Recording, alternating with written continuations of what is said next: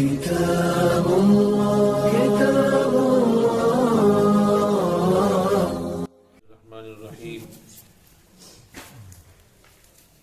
سورۃ الفاتحہ مکیۃ سورہ فاتحہ اس کے بہت سارے نام ہیں، ان ناموں میں سے ایک نام اس کا سورہ شفا بھی ہے، سورہ وافیہ بھی ہے۔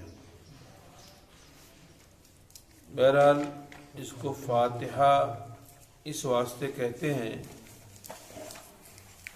کہ جو ترتیب نظم قرآنی کی بنائی گئی، جس انداز سے قرآن کو کی تلاوت کی گئی، لکھا گیا، اس میں سب سے پہلی صورت ہے۔ ایسا نہیں ہے کہ سب سے پہلی آیت نہیں ہے، یہ سب سے پہلی آیت تو اقرا بسم ربک الذی خلق ہے نا جی۔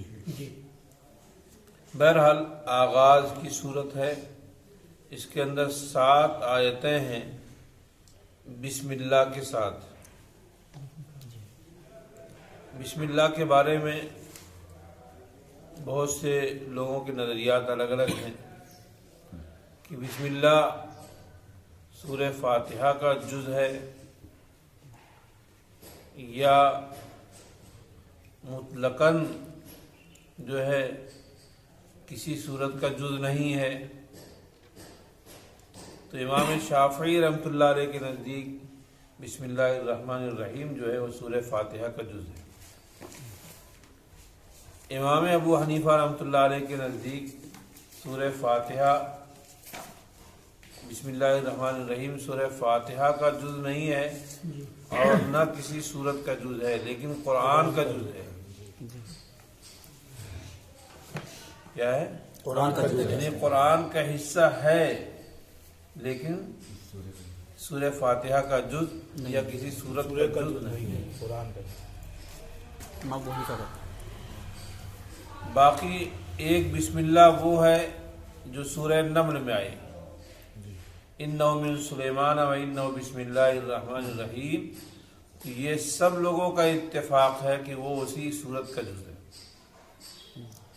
اس بسم اللہ کے بارے میں گفتگو ہے جو بسم اللہ کی سورت کے شروع میں پڑھی جاتی ہے، جو بسم اللہ کی سورت کے شروع میں پڑھی جاتی ہے وہ کیا ہے، اس کے بارے میں اختلاف ہے۔ امام شافعی رحمۃ اللہ علیہ نے فرمایا تو کیا ہے، سورہ فاتحہ کا جز ہے۔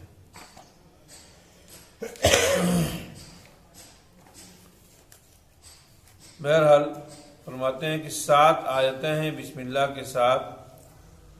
ان کانت منہا، اگر بسم اللہ بھی اسی میں سے ہو، یعنی فاتحہ میں سے بسم اللہ ہو، ہے نا، بسم اللہ کا شمار سورہ فاتحہ میں سے ہو۔ فرماتے ہیں کہ 7ویں آیت جو ہوگی وہ صراط الذین سے شروع ہوگی۔ 7ویں آیت کیا ہوگی؟ صراط الذین۔ 7 آیت کہا گیا نا، 7 مثانی بھی کہا جاتا ہے سورہ فاتحہ کو، 7 مثانی ہے نا۔ تو صراط الذین انعمت علیہم غیر المغضوب علیہم ولا الضالین، گویا کہ آخری آیت اتنی لمبی ہوگی۔ آخری آیت کتنی ہوگی؟ صراط الذین انعمت علیہم غیر المغضوب علیہم ولا الضالین۔ اگر اس کو سورہ فاتحہ کا جز مانا جائے تب یہ شکل ہوگی۔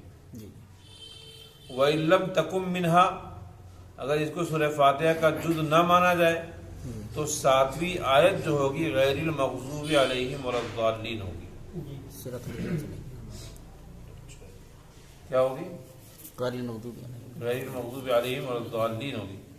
اس لیے کہ بسم اللہ کو ملا کر کے جوڑتے ہیں، ایک آیت کا اضافہ ہو جاتا ہے نا، پھر 8 ہو جائے گی، ہے نا۔ بسم اللہ کو جب ملائیں گے تو اب مسئلہ وہی ہے کہ صراط الذین انعمت علیہم غیر المغضوب علیہم ولا الضالین، یہ 2 آیتیں ہیں یا ایک آیت ہے؟ ہے نا. تو چونکہ سورہ فاتحہ کے اندر 7 آیت تو بتانا ہی ہے، 7 مثانی ہے. پہلی آیت الحمدللہ رب العالمین، دوسری آیت الرحمن الرحیم، تیسری آیت مالک یوم الدین، چوتھی آیت ایاک نعبد و ایاک نستعین، پانچویں آیت اہدنا الصراط المستقیم، چھٹی آیت جو ہے صراط الذین انعمت علیہم، ساتویں آیت غیر المغضوب علیہم ولا الضالین. یہ احناف کے اعتبار سے. احناف بھی 7 آیت والی صورت مانتے ہیں جی، ہے نا. شوافی بھی 7 آیت والی صورت مانتے ہیں، لیکن احناف چونکہ بسم اللہ کو شامل نہیں کرتے، اس لیے صراط الذین انعمت علیہم اور غیر المغضوب علیہم ولا الضالین کے یہ گویا 2 آیت ہو جا رہی ہیں، ہے نا. اور امام شافعی کے ہاں چونکہ بسم اللہ سورہ فاتحہ کا جز ہے، لہذا وہ صراط الذین انعمت علیہم غیر المغضوب علیہم ولا الضالین پوری ایک آیت بناتے ہیں. سمجھ بات آئی؟ جی اسی کو انہوں نے بیان کیا. فرماتے ہیں کہ شروع میں قولو کا لفظ مقدر مانا جائے گا. کیا لفظ؟ تاکہ ایاک نعبد کا ما قبل بھی جو ہے وہ بندوں کے مقول، بندوں کا جملہ میں شمار ہو جائے. ایاک نعبد، اے اللہ ہم آپ ہی کی عبادت کرتے ہیں، ہم آپ ہی سے مدد طلب کرتے ہیں، یہ بندہ کہہ رہا ہے نا. جی جی. تو اس سے پہلے بھی تھی، یہ معلوم ہو جائے کہ ماقبل میں بھی بندوں کے جملے ہی ہیں، وہ جی بندوں کے جملے، بندہ ہی تعریف کر رہا ہے اللہ کی، ہے نا.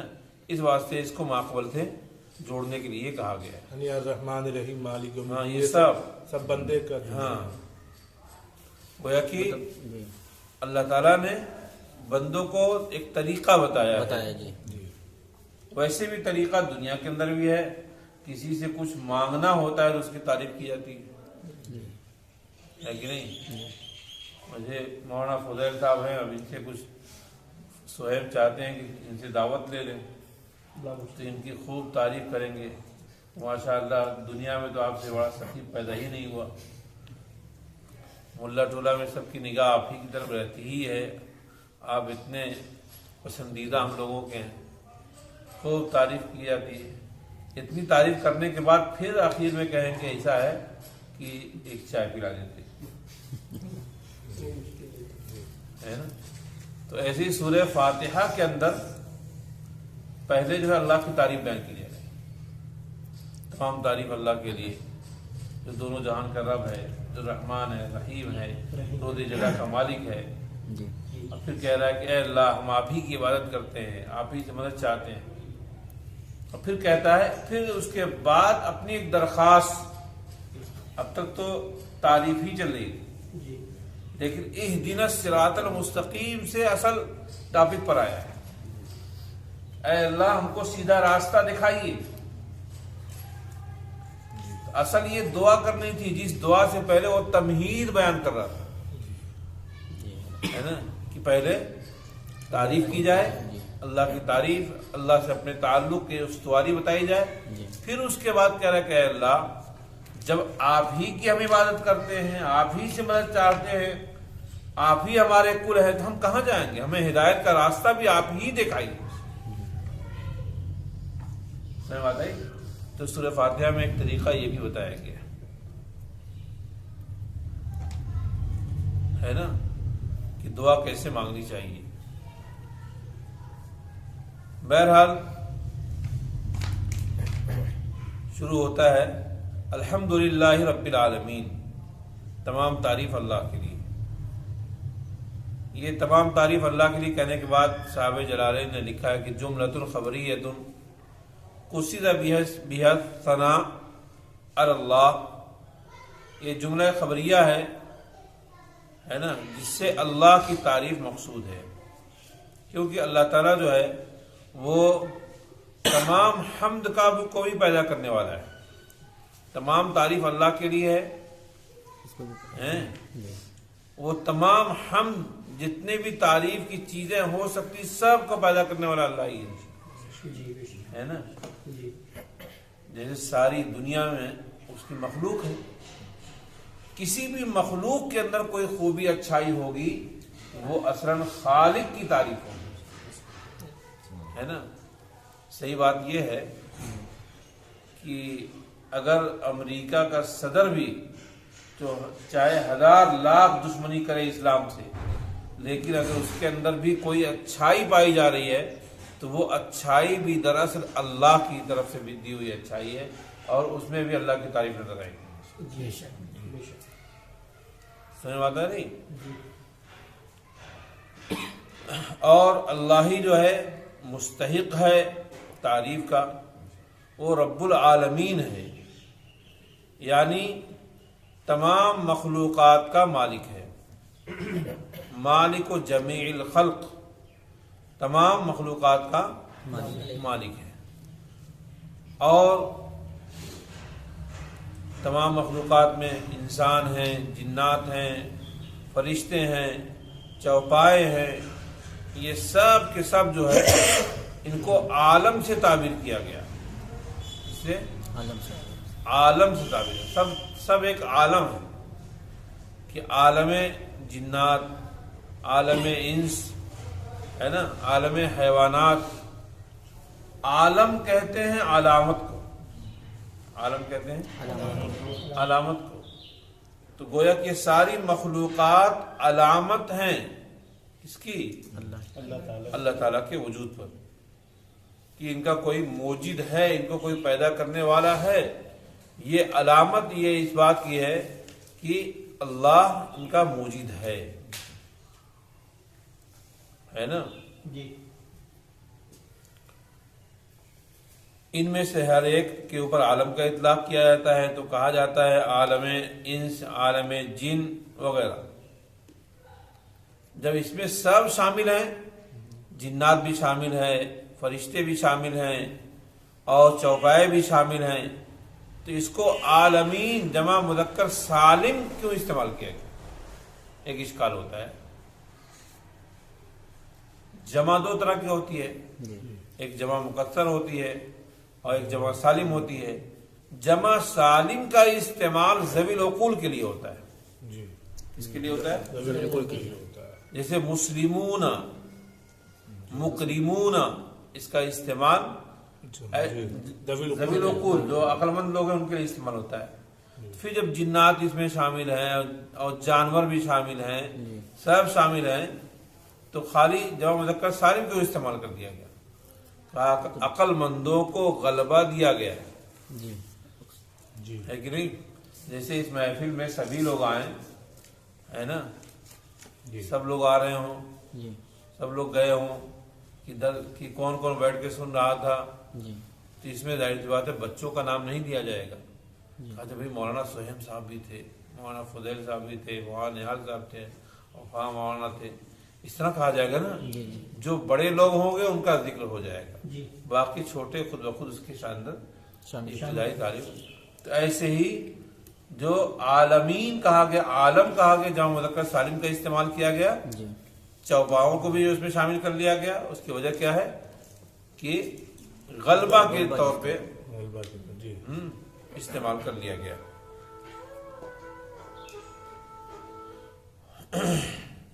لِأَنَّهُ عَلَامَةٌ عَلَى مُوجِدِهِ الرحمن الرحیم.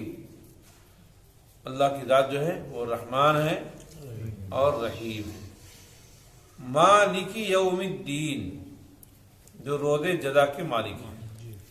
ایک ہے مالکی یوم الدین، دو قرات ہے اس کے اندر، مالکی یوم الدین اور مالکی یوم الدین دونوں ہیں. مالکی یوم الدین کا مطلب روز جزا کا بادشاہ ہے. ملک مانے بادشاہ. تو ظاہر سی بات ہے اس دن اللہ کے علاوہ کون ہوگا؟ اللہ ہی سب کا مالک ہوگا. تو روز جزا کا بادشاہ ہے، یہ بھی درست ہے. اور مالک یوم الدین روز جزا کا مالک ہے. ہیں، روز جزا کا مالک مالک ہے. جیسے اب روز جزا کا مالک بطور خاص کیوں استعمال کیا گیا؟ اس کی وجہ یہ ہے کہ قرآن کریم میں خود ارشاد ہے لمن الملک اليوم. اللہ تعالیٰ پوچھے گا کہ آج کے دن کس کی کون مالک ہے، آج کے دن کس کی حکومت چل رہی ہے، کون ذمہ دار ہے؟ کہا للہ الواحد القہار ہے کہ نہیں؟ جی اس کا جواب یہ دے گا بندہ. تو اس اعتبار سے چاہے مالک کہیں چاہے ملک کہیں، دونوں صورت میں اس سے مراد کون ہے؟ اللہ اللہ تعالیٰ کی ذات ہے. اس میں کوئی اختلاف نہیں ہے. نہیں. دونوں قرآن درست ہے. اس لیے کہ اب اس کو روز جزا کا مالک کیوں کہا جا رہا ہے بطور خاص؟ اللہ تو ہر چیز کا مالک ہے. جی جی تو روز جزا کے دن کیوں؟ اللہ تو آج بھی مالک ہر چیز کا. کہا آج تو دنیا میں کچھ لوگوں کو اپنے مالک ہونے کا شبہ بھی ہوتا ہے. جیسے آج تو شبہ ہے نا کہ بھائی میں اس گھر کا مالک ہوں، میں اس گاڑی کا مالک ہوں، میں اس فلاں چیز کا مالک ہوں. لیکن اس دن کسی کو یہ شبہ بھی نہیں رہے، ظاہری شبہ بھی نہیں رہے، ظاہراً بھی کوئی مالک نہیں ہوگا. میدان محشر میں لوگ ہوں گے تو ظاہر سی بات ہے کون کہنے والا کہ ہم فلاں چیز کے مالک ہیں، ہماری فلاں جگہ گاڑی کھڑی ہے اور فلاں جگہ مکان ہے، فلاں بلڈنگ ہم بنا رہے ہیں اس کے ہم مالک ہیں، کوئی کہنے والا نہیں ہوگا. اس لیے روز جزا کے لیے بطور خاص استعمال کیا گیا کہ ظاہری اعتبار سے مالکانہ حق بھی اس دن کسی کو نہیں ہوگا.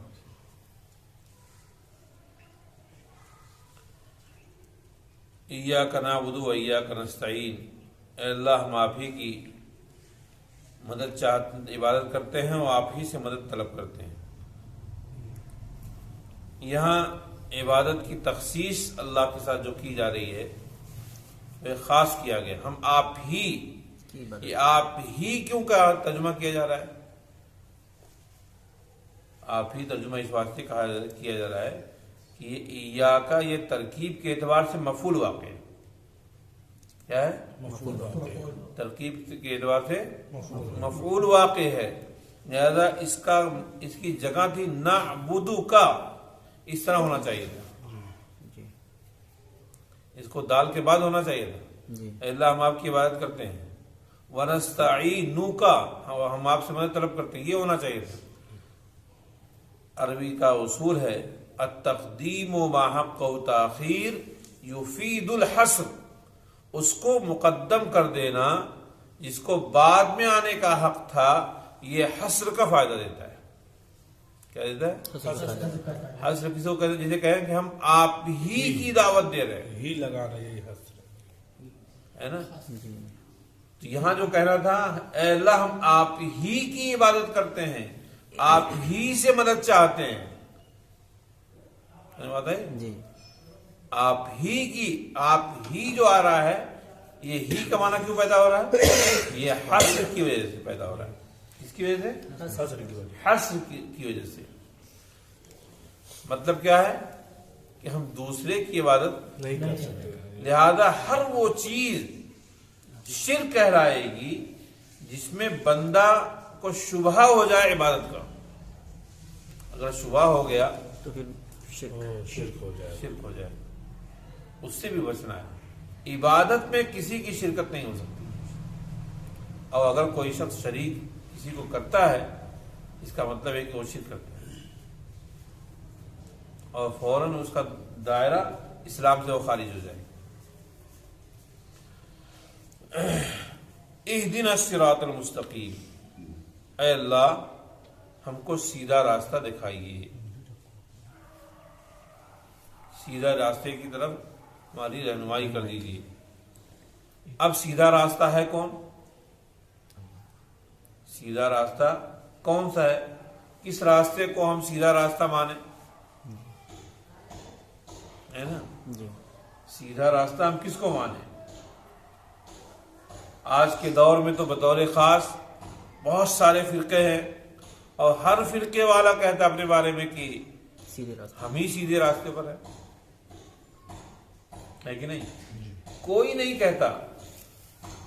آپ شیعوں سے پوچھ لیجئے، وہ کہیں گے جنت میں تو ڈائریکٹ ہم ہی جائبے کریں گے اور کوئی جا ہی نہیں سکتا. آپ بریلوی حضرات سے بات کیجئے تو وہ بھی کہیں گے ٹھکانہ تو ہمارا ہی ہے، باقی تو سب لوگ باہر رہیں گے.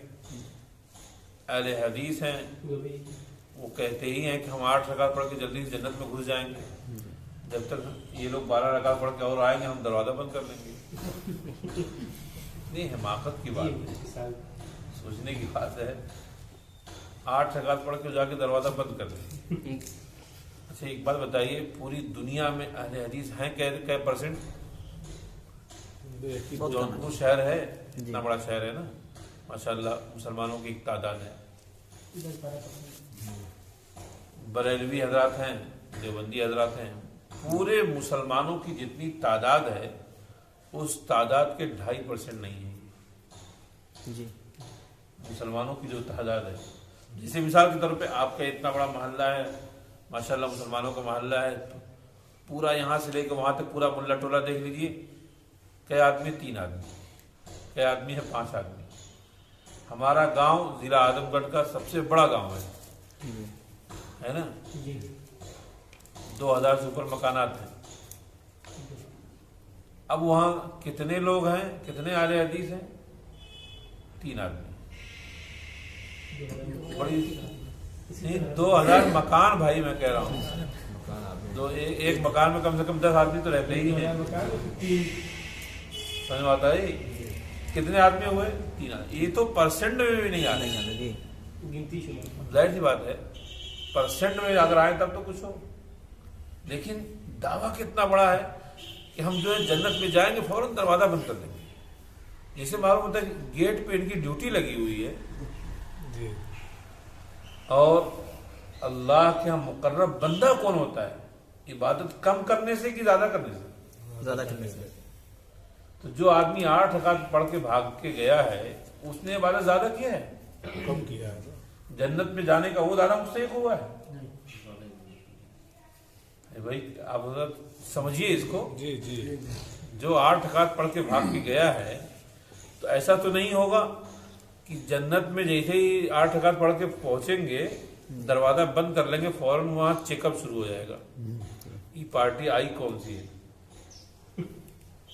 اس لیے کہ جنت دروازہ بند کر لیا، اب جنت کا ایک کونا بھی نہیں کہیں بھرا ہے. اتنی بڑی جنت کا کوئی کونا بھی نہیں دکھائی دے رہا ہے.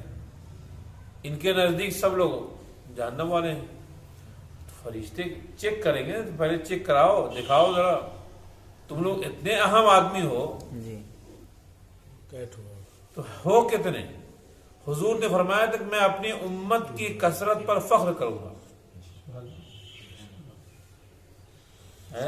حضور نے فرمایا تھا خوب زیادہ بچہ دینے والی عورت سے شادی کرو. انی اباہی بکم بکثرت الامم، اپنی امت کی کثرت پہ مجھے فخر. اور پتہ چلا کہ حضور دیکھ کے شرما نہیں جائیں گے، کہہ رہے گئے کہاں لوگ. تو اس کے بعد جب چیک اپ شروع ہوگا تو معلوم ہوگا کہ یہ غلط پارٹی کوئی داخل ہو گئی تھی، یہی سب نکال کے باہر کرو. ابھی تو نماز پڑھنے والے لوگ نماز میں مشغول ہیں، ابھی تو عبادت میں مشغول ہے. یہ نالائق پہلے ہی آ کر کے دروازہ بند کر لیا ہے. کوئی لگتا ہے منٹل ڈسٹرب آدمی ہے. سمجھ بات ہے؟ بہرحال میں کہہ رہا ہوں کہ ہر شخص یہ دعویٰ کرتا ہے کہ میں صراط مستقیم پر ہوں، لیکن جانچا کیسے جائے گا، پرکھا کیسے جائے گا، معلوم کیسے ہوگا کہ کون شخص صراط مستقیم پر ہے کون صراط مستقیم پر نہیں ہے؟ بہت بڑا معیار اس اگلی آیت نے دے دیا ہے. بہت بڑا معیار دے دیا. کسی کا نام نہیں بتایا، اصول بتا دیا، ضابطہ بتا دیا کہ تمہیں معلوم کرنا ہے کہ صراط مستقیم پر کون ہے. دیکھ لو آگے کہا کہ صراط الذین انعمت علیہم.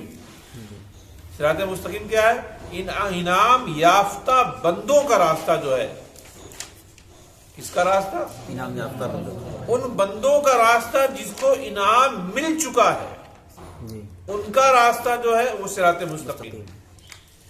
اب ایک بات یہاں سمجھنے کی ہے کہ جس دور میں قرآن پاک کی آیت نازل ہو رہی تھی پورے روئے زمین پر انعام یافتہ بندے ہیں کون؟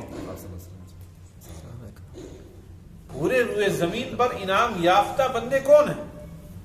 تو اگر آپ تلاش کریں گے تو پورے روئے زمین پر انعام یافتہ بندے جو ہیں وہ صحابہ ہیں، ان کے علاوہ کوئی تھا ہی نہیں۔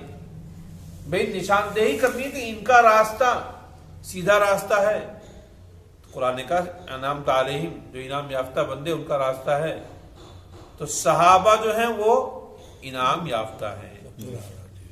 کیا سمجھ میں آیا؟ اب سمجھ میں آیا کہ صراط مستقیم وہ ہوگا جو صحابہ کا راستہ ہوگا، ہے نا؟ صحابہ سے ہٹنے والا کوئی صراط مستقیم پر نہیں ہو سکتا۔ حضرت عمر صحابی ہیں کہ نہیں بھائی؟ جلیل کچھ شبہ ہے کچھ لوگوں کو؟ جلیل القدر صاحب، ان غیر مقلدوں نے تو کہہ دیا کہ انہوں نے 8 رکعت تراویح جو ہے 20 رکعت کر کے بدعت کی ہے۔ اللہ کے رسول فرماتے ہیں کہ عمر کا طریقہ جو سنت ہے، علیکم بسنتی و سنت الخلفاء الراشدین المہدیین تمسکوا بها وعضوا علیہا بالنواجذ۔ حضور تو یہ فرماتے ہیں کہ عمر کا جو راستہ ہے وہ کیا ہے؟ سنت، لیکن ان لوگوں نے اس طریقے سنت کا نام کیا رکھ دیا؟ بدعت۔ اب بدعت معلوم ہے، بدعتی کو جنت کی خوشبو میسر نہیں ہوگی۔ مطلب کیا کہنا چاہ رہے ہیں یہ؟ جی، جو بدعتی ہوتا ہے جنت کی خوشبو نہیں نصیب۔ اور بدعتی کو ہدایت نصیب نہیں ہوتی، یہ بھی یاد رکھیے گا۔ ایک کافر و مشرک کو ہدایت نصیب ہو جاتی ہے، بدعتی کو۔ خلفائے راشدین میں مانتے ہیں سب ان کو، غیر مقلدین؟ وہ مانے نہ مانے، ان کے ابا نہ مانے، اس سے کیا ہوتا ہے؟ خلفائے راشدین میں تو ان کا شمار ایسے ہی قطعی ہے جیسے کہ سورج نکلا ہوا ہے۔ جیسے شیعہ لوگ انکار کرتے ہیں، اب وہ جو بھی کر رہے ہیں ہے نا، خلفائے راشدین میں شمار ان کے ماننے نہ ماننے کا کوئی تعلق ہی نہیں جی، ہے نا۔ جو نہیں مانے گا وہ اپنی مصیبت میں پڑے گا، ہے نا۔ بہرحال کیا ایسے نکلا کہ انعام یافتہ بندوں کا راستہ کیا ہے؟ صحابہ کا راستہ، جو صحابہ کا راستہ وہ کیا ہے؟ وہی صراط مستقیم ہے، سیدھا راستہ وہی ہے۔ جب سیدھا راستہ وہی ہے تو جو لوگ صحابہ کے نقش قدم پر نہیں چلیں گے وہ سیدھے راستے پہ وہ کہاں جائیں گے؟ بھئی جنت کا راستہ ایک ہے، سیدھا راستہ ہے نا، اور باقی الگ الگ سائٹ بنا کر کے ایک ایک دفلی لے کر کے بیٹھے ہوئے ہیں، ہے نا۔ ہر شخص کہہ رہا ہے کہ ہمارے پاس چلے آؤ، ہمارے پاس چلے آؤ، لیکن سیدھا راستہ ہے وہ سیدھا راستہ تو ہو گیا کس کا راستہ؟ صحابہ کا راستہ۔ حضرت عمر کا راستہ تو 20 رکعت والا ہو گیا۔ تم کہاں گئے اب تم جانو، ہم کچھ نہیں کہیں۔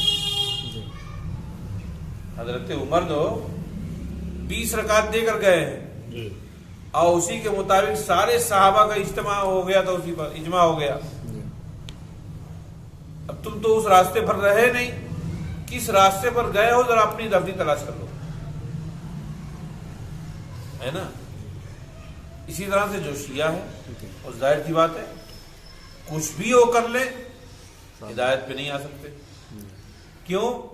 اس لیے کہ صحابہ کے راستے سے دیکھو یہ آیت بتا رہی، میں کچھ نہیں کہہ رہا ہوں، کوئی حدیث کی بات نہیں ہے۔ کوئی شخص کہتے کہ اصل میں ایسا ہے نا وہ حدیث ضعیف ہے، ایک بہت بڑا فتنہ یہ بھی ہے اپنے عمل کو سے بچنے کے لیے یہ حدیث ضعیف ہے۔ ارے اللہ کے بندے، ضعیف کا مطلب کیا سمجھتے ہو؟ ضعیف کا مطلب یہ کنڈم نہیں، ضعیف کا مطلب کنڈم نہیں ہے۔ ضعیف کا مطلب سند کے اعتبار سے کوئی راوی ایسا کمزور آ گیا جس کی بنا پر حدیث ضعیف ہوگی۔ اللہ کے رسول نے ارشاد فرماتے وقت نہیں کہا تھا میں یہ بات ضعیف کہہ رہا ہوں، یہ بات صحیح کہہ رہا ہوں۔ سند کے اعتبار سے سند میں کوئی راوی آ گیا، جیسے مثال کے طور پہ آپ کے بزرگ ہیں مولانا ظفر صاحب، ان کے پاس 2 لوگ بیٹھے ہوئے تھے اور ایک بات مولانا نے ارشاد فرمایا، اس بات کو نقل کرنے والے مصباح العمر سہیب فضیل بھی ہیں، اسی بات کو نقل کرنے والے ہمارے یامین بھائی بھی ہیں، جبکہ یامین بھی وہی نقل کر رہا ہے جو یہ لوگ نقل کر رہے ہیں، لیکن نقل کرنے والا آدمی ہے کہ اچھا یہ تو یامینہ نے کہے ہیں، یہ ہو سکتا ہے کہ صحیح سنوے نہ کیے ہوں، ہو سکتا ہے وہ لوگ سو رہے ہوں، حالانکہ اس بیچارے نے وہی بات سنی ہے جی جو ان لوگوں نے سنی ہے، لیکن راوی کے اپنے احوال کے اعتبار سے حدیث کے اندر ضعف آ جاتا ہے، جی اس میں کوئی حدیث کے اندر کمی تھوڑی ہوگی۔ جی بات سمجھ میں آئی؟ بہرحال صراط مستقیم کون ہے؟ صحابہ کا صحابہ راستہ کا راستہ ہے۔ اور ایک عجیب بات ہے، غور کرنے کی بات ہے، آپ ہر نماز میں، آپ کی نماز مکمل نہیں ہوتی ہے جب تک کہ آپ روزانہ یہ دعا نہ کر لیں، اے اللہ ہم کو ہدایت کے راستے پہ لایا اور صحابہ والے راستے پہ چاہیے۔ سمجھ بات ہے؟ ہدایت چاہیے اور اس کے ساتھ ساتھ ہدایت کا راستہ کون سا ہے؟ صحابہ والا راستہ ہے، وہی ہدایت کا راستہ ہے۔ اس کے بعد آیا ہے غیر المغضوب علیہم ولا الضالین، نہ کہ ان لوگوں کا راستہ جن کے اوپر غضب ہوا، اور نہ بھٹکے ہوئے لوگوں کا راستہ۔ مغضوب علیہم سے مراد یہاں لکھا ہوا ہے، دیکھیے یہود، مغضوب علیہم سے مراد یہود ہم الیہود، اور اس کے بعد غیر المغضوب کے آگے لکھا ہم النصارا، ہے نا؟ یہود کا راستہ نہیں چاہیے اور نصارا کا راستہ نہیں چاہیے۔ اب یہیں پہ معلوم کر لینا ہے کہ یہود کا راستہ کیا تھا اور نصارا کا راستہ کیا تھا، اس کو معلوم کرنے کی ضرورت ہے۔ دیکھو یہود کے اندر جو صفت تھی وہ انبیاء کرام کے ساتھ گستاخی اور بدتمیزی کی تھی۔ جی کیا تھی؟ گستاخی اور بدتمیزی۔ یہودیوں کے اندر ہاں، یہودیوں کے اندر یہودیوں نے نبیوں کو قتل کیا ہے، اور بہت سارے نبیوں کو قتل کیا۔ حضرت عیسیٰ علیہ السلام کو تو اتنا خراب لفظ سے یاد کرتے تھے، ہم لوگ اپنی زبان سے نہیں ادا کر سکتے، ان کو ولد الزنا کہتے تھے۔ سمجھ بات ہے؟ یہ خرابی کس کے اندر تھی؟ یہودیوں کے یہودیوں اندر کے اندر۔ یعنی بدتمیزی، اعلیٰ درجے کی بدتمیزی ان کے اندر پائی جاتی تھی۔ اور نصارہ کی خرابی کیا تھی؟ کہ اپنے پیغمبر کو اللہ سے ملا دیتے تھے، اپنے پیغمبر کو اللہ سے ملا۔ اللہ سے ملا دیتے تھے، یعنی نبی کو کہہ دیا کہ ہمارے نبی حضرت عیسیٰ بھی خدا ہیں، تین خداؤں کا خدا ہے، جی اور کہا کہ مریم بھی خدا ہے، فلاں بھی خدا ہے، یعنی نبی سے محبت میں اس قدر غلو کیا خدا خدا سے تو خدا سے ملا دیا، ہے نا؟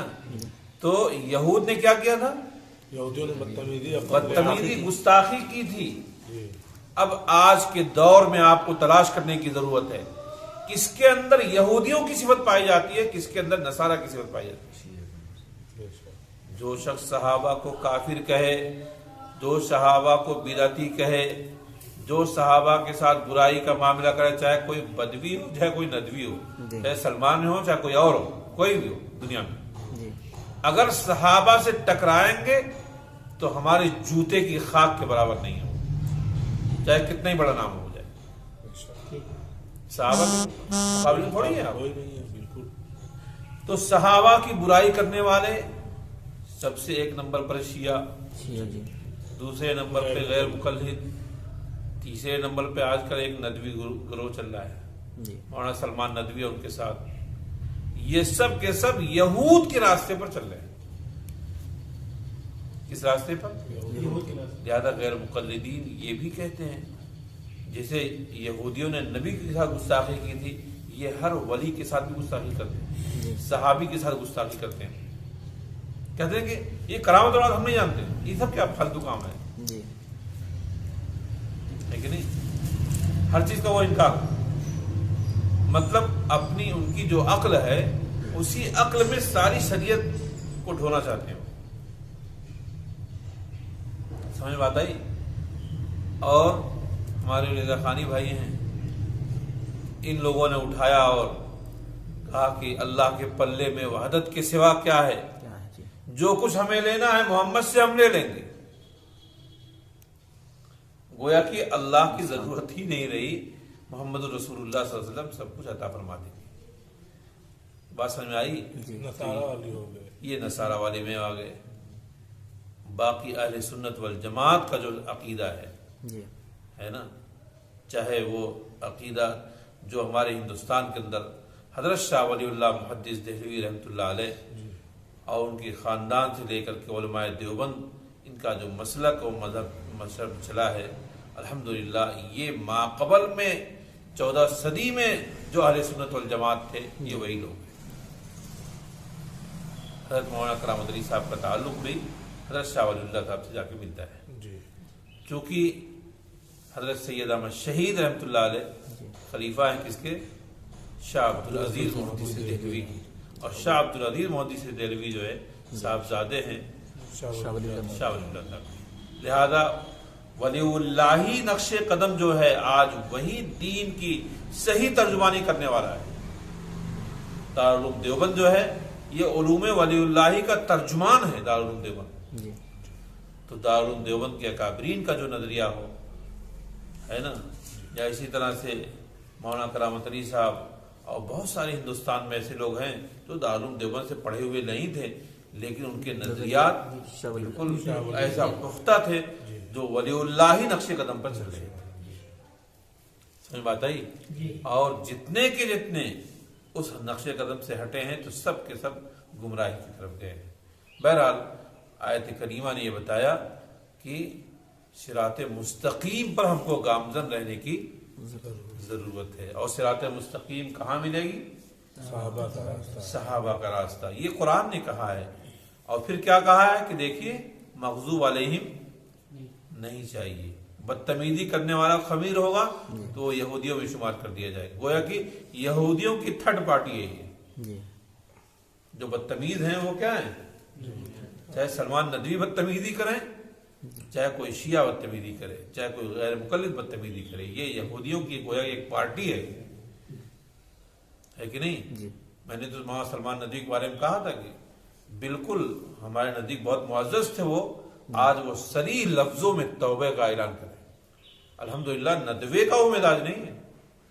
مولانا رابع صاحب نے اپنی برات کا اعلان کر دیا کہ میرا اس سے تعلق نہیں، ندوے کی مزاج تو وہی ہے جو دیوبند کے مزاج ہے، جی اس میں کوئی فرق نہیں ہے۔ لیکن حضرت امیر معاویہ کے سلسلے میں آپ کو تبصرہ کرنے کے لیے کس نے کہہ دیا؟ آپ ہوتے کون ہیں بھائی؟ ہے کہ نہیں؟ جی میں صحیح بات یہ ہے کہ جیسے محلے کے کوئی بیٹھ کے کوئی چمار بیٹھ کر کے مولانا کرامت علی صاحب کے بارے میں غور کرے کہ اچھا وہ بزرگ تھے کہ نہیں تھے، ارے تمہاری پوزیشن کیا ہے؟ تم اس لائق بھی ہو کہ تم نام لو، تمہاری زبان پہ نام آیا ہے تو تم تو اس لائق نہیں لگ رہے کہ تم نام لے سکو۔ سمجھ بات آ رہی کہ نہیں؟ جی بہرحال یہ آیت بہت عجیب و غریب آیت ہے، گویا کہ ہم ہر نماز کے اندر اللہ سے دعا کرتے ہیں۔ کیا دعا کرتے ہیں؟ اے اللہ ہم کو سیدھا راستہ دکھا دیجیے، اور کون سا سیدھا راستہ؟ صحابہ کا راستہ، صحابہ کا راستہ۔ اور اسی کے ساتھ ساتھ پھر ہم یہ بھی کہتے ہیں کہ اے اللہ ہم ان بے ایمانوں کی طرح نہیں ہوں گے جنہوں نے آپ کے نبیوں کو، آپ کے صحابیوں کا، سب لوگوں کے ساتھ بدتمیزی کی ہے۔ ہم اس بے ایمانی گروپ میں نہیں شامل ہونا چاہتے، ہے نا؟ بہرحال دیکھیے یہ تو گفتگو ختم ہو گئی سورہ فاتحہ کے بارے میں۔